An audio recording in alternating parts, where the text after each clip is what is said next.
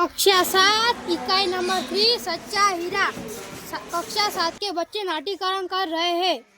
सूर्य अस्त हो रहा था। पक्षी चहचहाते हुए अपने अपने निज की ओर जा रहे थे। गांव की कुछ स्त्रियां पानी लेने के लिए कड़े लेकर कुएं की ओर चल पड़ी।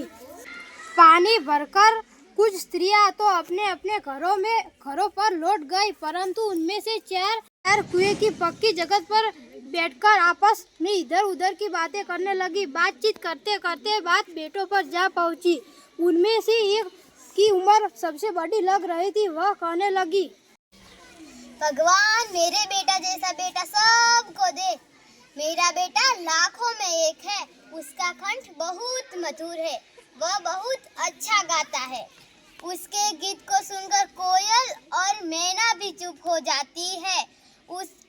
उसके गीत को सुनने के लिए बहुत लोग आते। उसकी बात सुनकर दूसरी स्त्री का मन हुआ कि वह भी अपने बेटे की प्रशंसा करे। अपने पहली स्त्री से कहा, मेरे बेटे की बराबरी कोई नहीं कर सकता। मेरा बेटा बहादुर और शक्तिशाली है। मेरा बेटा बड़े बड़े बहादुरों को भी पछाड़ देता है। आधुनिक युग का भीम है। यह सब सुनकर तीसरी औरत भला कैसे चुप रहती, वह बोल उठी, मेरा बेटा साक्षात बृहस्पति का अवतार है। वो जो कुछ पढ़ता है उसे एकदम याद आता है। ऐसा लगता है मानो उसके कंठ में सरस्वती का निवास हो। तीनों औरतों की बातें सुनकर चौथी स्त्री चुपचाप बैठी रही। उसने अपने बेटे के बारे में कुछ न कहा। पहली ने उसे टोकते हुए कहा, क्यों बहन, तुम कुछ चुप हो? तुम तो अपने बेटे के बारे में कुछ बताओ। मैं अपने बेटे के बारे में क्या बताऊं? मैं क्या प्रशंसा करूं? वह न तो गंधर्व सा गायक है, न भीम सा बलवान और न ही बृहस्पति सा बुद्धिमान। कुछ समय बाद जब वे सब घड़े सिर पर रखकर लौटने लगी, तभी भी किसी गीत का मधुर स्वर सुनाई पड़ा। सुनकर पहली स्त्री बोली, सुनो, मेरा हीरा गा रहा है। आप लोगों ने सुना उसका कंठ कितना मधुर है? वह लड़का गीत गाता हुआ उसी रास्ते से निकल गया।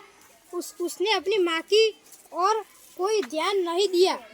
इतने में दूसरी स्त्री का बेटा उधर से आता दिखाई दिया। दूसरी स्त्री उसे देखकर गर्व से बोली, देखो, वो मेरा लाडला बेटा जा रहा है।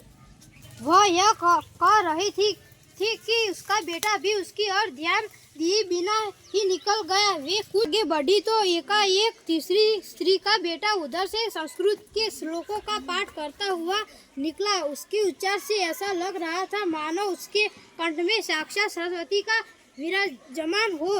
तीसरी स्त्री ने कहा, देखो, यही है मेरे गोद का हीरा। इसको कौन बुद्धिमान नहीं कहेगा? परंतु उसका बेटा भी माँ की ओर देखे बिना आगे बढ़ गया। वह अभी थोड़ी ही दूर गया था कि चौथी स्त्री का बेटा अचानक उधर से आ निकला। वह देखने में बहुत ही सीधा साधा और सरल प्रकृति का लग रहा था। उसे देखकर चौथी स्त्री ने कहा, बहन, यही मेरा लाल है।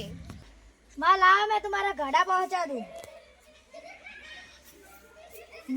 मना करने पर भी उसने माँ के सिर पर से पानी से भरा घड़ा उतारकर अपने सिर पर रखकर घर की ओर चल पड़ा।